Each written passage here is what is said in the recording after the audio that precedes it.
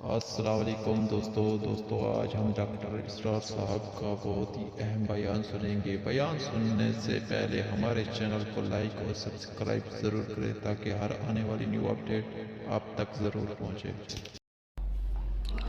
دیکھیے، میں اپنے مطالعہ قرآن اور فہم قرآن اور تدبر قرآن اس سب کا خلاصہ آپ کو سب سے بڑھ کر آج کی دنیا میں جو اہم ترین شے ہے کہ پیٹرول جو ہے، تیل جو ہے، اس کے سب سے بڑے ذخائر وہ ہیں کہ جو مسلمانوں کے قدمے تلے۔ اتنی تعداد میں ہونے کے باوجود، اتنے وسائل کے پر بظاہر قابض ہونے کے باوجود، سوال یہ ہے کہ کیا آج دنیا میں امت مسلمہ کو عزت حاصل ہے یا یہ ذلیل ہے؟ اسے غلبہ حاصل ہے یا مغلوب ہے؟ اسے کوئی دنیا میں وقار حاصل ہے یا یہ بالکل بے وقار ہو کر رہ گئی؟ یہ بات ہے جو ہمارے سمجھنے کی ہے آج کیوں ذلیل کہ کل تک نہ تھی پسند گستاخی فرشتہ ہماری جناب میں۔ اس وقت صورت یہ ہو چکی ہے، آپ کو معلوم ہے کہ ہر جگہ پر پسماندگی کا نشان مسلمان ہیں۔ ہمارے سارے وسائل پر دوسروں کا قبضہ ہے۔ ایک ہی شے رہ گئی تھی، تیل، خلیج کا تیل، اس پر بھی آ کر امریکہ کی فوجیں اس کے سر پر بیٹھ گئی ہیں۔ سارا کا سارا تیل اب ان کے قبضے میں ہے۔ ادھر خلیج کے دہانے کے دونوں طرف وہ اپنے مورچے بنا رہے ہیں تاکہ یہاں کسی کا داخلہ نہ ہو سکے۔ بڑے بڑے جتنے لوگ ہمارے ہیں ان سب کی دولت ان کے پاس ہے۔ کہنے کو تو سلطان اور برونائی دنیا کا امیر ترین آدمی ہے، لیکن دولت ہے کہاں اس کی؟ انویسٹڈ تو وہی ہے، اسی کے بینکوں میں ہے، انہی کی کمپنیوں میں ہے، کسی کے پاس کچھ نہیں ہے۔ سعودی عرب کے کوئی ڈالرز ہیں تو کہاں ہیں؟ جیسے شہنشاہ ایران کا جو اثاثہ تھا، سرمایہ تھا، جو سارا کا سارا انہوں نے جو ہے وہ فریز کر لیا، تو یہ دولت تو ساری وہی ہے۔ کہنے کو ہے کہ آپ کے اکاؤنٹ میں اتنا روپیہ ہے، لیکن سوال یہ کہ وہ اکاؤنٹ فی الواقع کس کے قبضے میں ہے؟ پھر آپ کو معلوم ہے کس طریقے سے مسلمانوں کے ساتھ سلوک ہو رہا ہے۔ ہر جگہ پر جہاں چاہیں، جس طرح چاہیں انہیں ستا لیں۔ اور ان میں بھی سب سے بڑھ کر جو بات میں آپ سے کہوں گا، آج دنیا میں جتنے بڑے پیمانے پر محمد عربی صلی اللہ علیہ وسلم کی توہین و تذلیل ہوئی ہے، پوری انسانی تاریخ میں نہیں ہوئی۔ رشدی نے کتاب لکھی، بدترین حملے کیے۔ کیا رنگیلا رسول کتاب تھی جو لکھی تھی کسی ہندو نے، جس کو کہ ایک مسلمان نے پھر خنجر گھونپ کر اور ہلاک کر دیا تھا، وہ تو کچھ بھی نہیں تھی۔ اس کتاب کو رنگیلا رسول کو 100 سے ضرب دیجئے تو یہ کتاب بنتی ہے، سیٹنک ورسز، اور وہ ملینز نہیں بلینز کی تعداد میں شائع ہوئی۔ اس کے خلاف احتجاج اگر کسی نے کیا ہے تو ان کے اوپر جوتے پڑے ہیں، ان پر ڈنڈے پڑے ہیں۔ پوری مغربی دنیا اس کے پیچھے آ گئی ہے، سپورٹ کیا ہے۔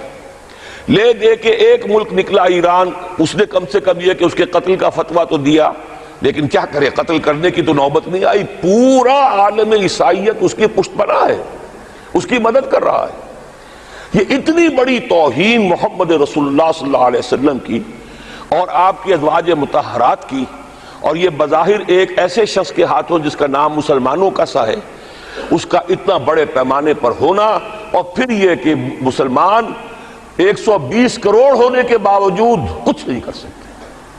میں وہ چیزیں نہیں گنوانا چاہتا کہ 15 لاکھ جو ہیں وہ ہمارے افغان بھائی جو ہیں انہوں نے جانیں دی۔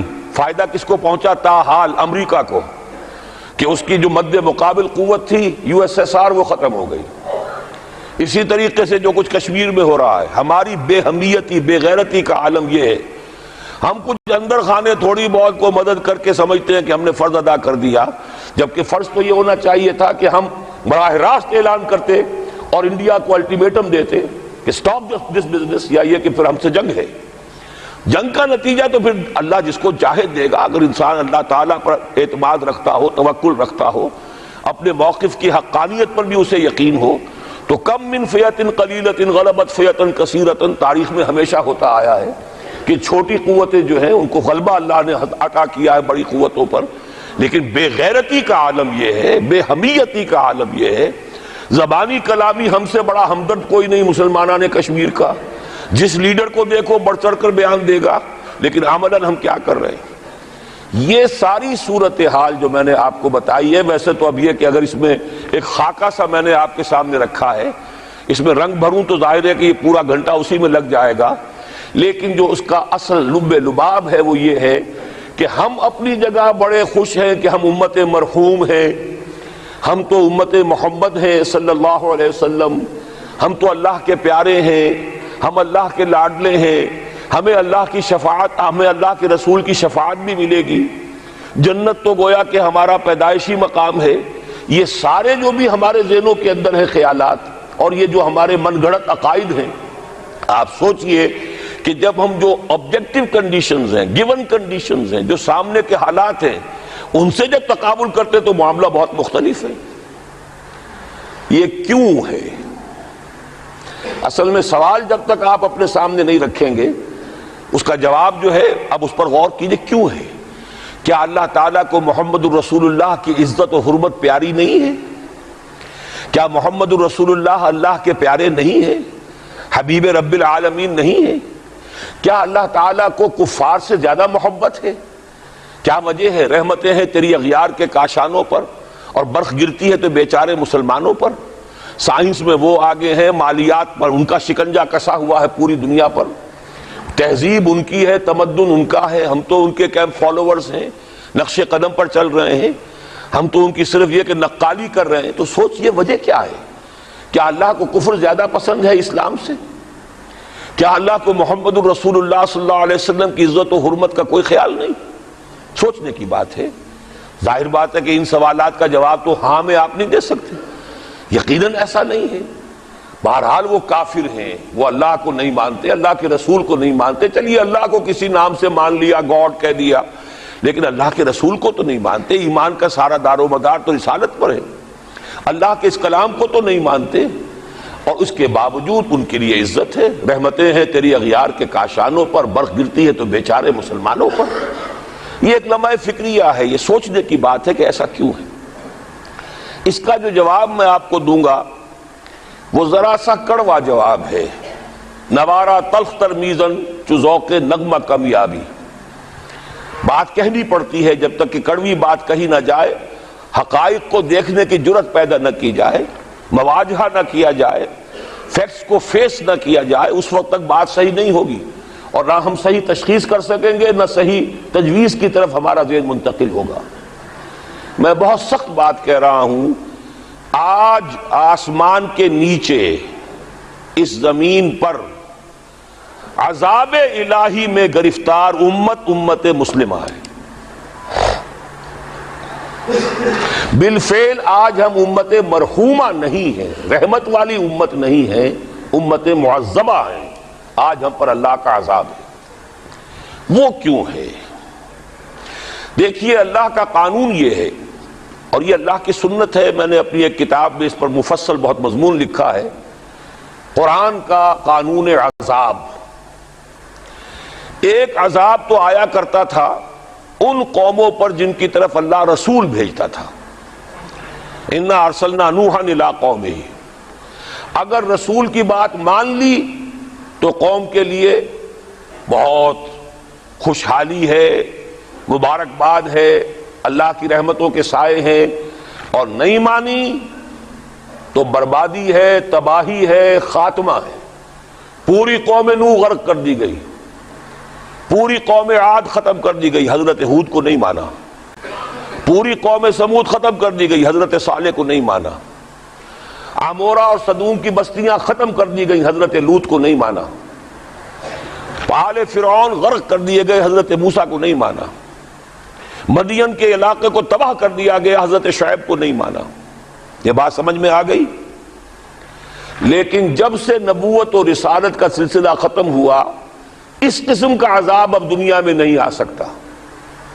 وَمَا كُنَّا مُعَذِّبِينَ حَتَّى نَبْعَثَ رَسُولًا، ایسا عذاب ہم نہیں بھیجتے رہے جب تک کہ رسول کو نہ بھیج دیں۔ رسول آ گیا، اس نے حق کو بیان کر دیا، بات کو کھول کھول کر مبرہن کر دیا، ہر چیز واضح کر دی، کوئی مغالطے کا امکان نہ رہا۔ جاء الحق وزهق الباطل، ہر شے جو ہے دودھ کا دودھ، پانی کا پانی جدا ہو گیا۔ اب بھی جس نے نہیں مانا تو معلوم ہوا اس میں کوئی خیر نہیں ہے۔ اب خیر کا فقدان ہے تو اس قوم کو جیسے کہ آپ باغ کے اندر جھاڑو دے کر جب کوئی آندھی چلے تو پتے گرے ہوئے ہوتے ہیں، ان پتوں کو ایک جگہ جمع کر کے اصلائی دکھا دیتے ہیں تاکہ یہ پتے جو ہیں یہاں پر بدزیبی کا ذریعہ نہ بنے، تو پوری قوم ہلاک، کالم یغنوا فیہا، ایسے ہو گئے جیسے تھے ہی نہیں۔ یہ عذاب اب نہیں آئے گا، اس لیے کہ آخری نبی، آخری رسول محمد الرسول اللہ صلی اللہ علیہ وسلم۔ اب آج جو عذاب آتا ہے، دیکھیے کافروں کے لیے عذاب اصل میں آخرت میں ہے، دار العذاب دار الجزا وہ تو آخرت ہے، یہ تو دار الامتحان ہے۔ اب جو عذاب آتا ہے وہ اس قوم پر جو ہو تو حامل کتاب الہی، شریعت خداوندی کی کسٹوڈین، اللہ کے رسول کی نام لیوا، اس کے ساتھ عشق کا دعویٰ کرنے والی، عمل اس کے برعکس ہو۔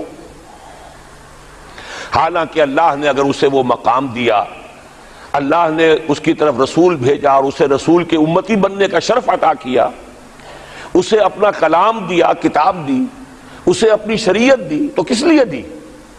تاکہ اس پر خود بھی عمل کریں، اسے دوسروں تک بھی پہنچائیں۔ وہ گویا کہ اس روئے ارضی پر وہ امت، وہ قوم اللہ کی نمائندہ قوم ہوتی ہے، ریپرزنٹیٹو ہوتی ہے۔ اے انسانوں، ہمارے پاس ہے تمہارے خالق اور مالک اور پروردگار کا قانون، ہمارے پاس ہے اس کی ہدایت، ہمارے پاس ہے اس کی کتاب، ہمارے پاس ہے اس کے رسول کا اسوہ، آؤ ہماری طرف، ہمیں جانچو، ہمیں پرکھو، ہمیں دیکھو، ہم واقعتاً اسی کتاب کے مطابق چل رہے ہیں نا، دیکھ لو ہم جو کہتے ہیں وہی کرتے ہیں نا، وہی بات تو نہیں ہے کہ لما تقولون ما لا تفعلون کبر مقتا عند اللہ ان تقولوا ما لا تفعلون۔ آؤ دیکھو ہم نے اس کتاب کے مطابق، اللہ کی ہدایت کے مطابق کیسا اچھا معاشرہ بنایا ہے، کیسا انصاف ہے، کیسا امن ہے، کیسا بھائی چارہ ہے، کیسی اخوت ہے۔ آؤ دیکھو ہمارے ہاں تقسیم دولت کا نظام کتنا صحیح ہے۔ ایسا نہیں ہے کہ کوئی جو ہے اسے دولت کی بدہضمی ہو رہی ہو اور کوئی وہ ہے کہ جو بھوکا مر رہا ہو، ایسا نہیں ہے۔ دیکھو ہمارے ہاں انسانی شرافت، انسانی عزت، انسانی پریسٹیج اور انسانی حقوق بہتر سے بہتر شکل میں موجود ہیں، حریت ہے، آزادی اظہار رائے ہے، سب کچھ ہے۔ یہ کام اگر وہ امت کرے تو اس سے زیادہ خوش نصیب کوئی نہیں۔ پھر دنیا میں اس کو غلبہ ہوگا، دنیا کی خلافت اس کو دی جائے گی، دنیا کی امامت اس کو دی جائے گی، دنیا کی قیادت اس کو دی جائے گی۔ جیسے کبھی اقبال نے کہا تھا کہ سبق پھر پڑھ شجاعت کا، عدالت کا، صداقت کا، لیا جائے گا تجھ سے کام دنیا کی امامت کا۔ لیکن پھر وہی سبق پڑھنا پڑے گا جو صحابہ کرام نے پڑھا تھا۔ جب صحابہ کرام نے وہ سبق پڑھا تھا تو دنیا کی امامت اللہ نے ان کو عطا کی تھی کہ نہیں کی تھی؟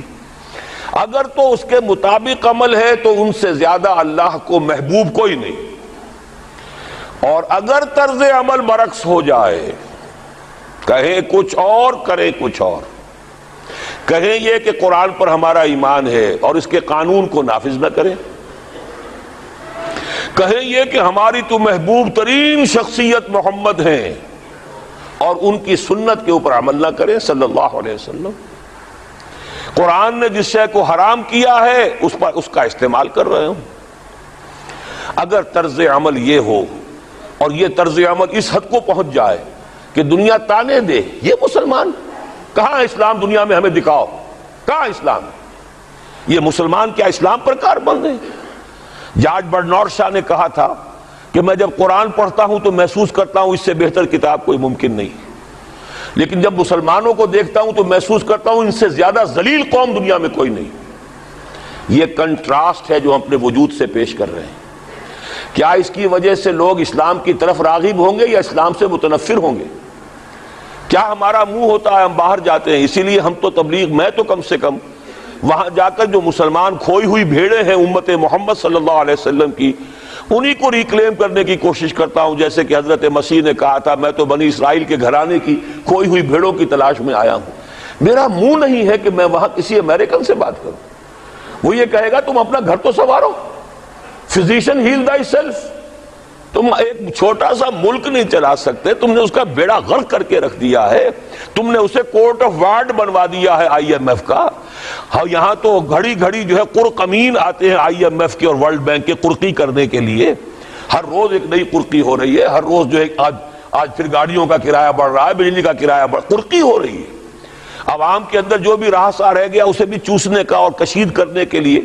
ایک حکومت کو گرا دو، وہ تو بدنام کر دی گئی، دوسری حکومت لے آؤ، اس کے ہاتھوں کچھ کام کروا لو، وہ بدنام ہو جائیں گے تو ان کو بھی ہٹا دینا. ان کا کیا کھیل ہے؟ یہ کھیل کھیلتے رہیں گے اور اس میں یہ ہے کہ اپنی قرقیاں کرتے چلے جاؤ. یہ حال اب کیا میرا منہ ہے کہ میں جا کر وہاں بات کروں؟